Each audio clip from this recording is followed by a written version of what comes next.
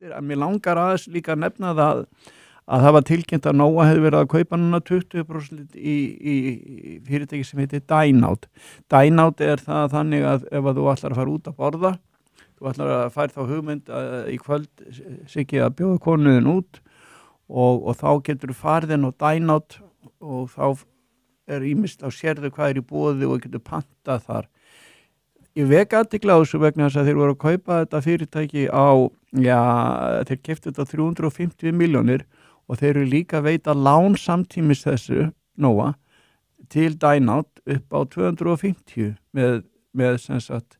rétti til þess að breyta lánunni í hlutabréf á næsta ári. Og þá vaknar spurninginu hjá okkur sem hluthöfum. Nóa að kaupa svona í fyrirtæki þar sem þú getur pantað mat eða farið á veitingastæði. Síminn með apparat eða forrit keypti fyrirtæki sem heitir skal ég segja Núna og þar getur pantað allskyns þjónustu og þetta gengur núna allt út á það greinilega að þú ert hættur að hringja, þú pantar í gegnum þessi forritin og ferður ná Núna og þá sérðu hvaða tímar eru lausir hjá rakaranum þínum og þú segir 11 og þegar allir eru farin að nota þetta þá koma allskyns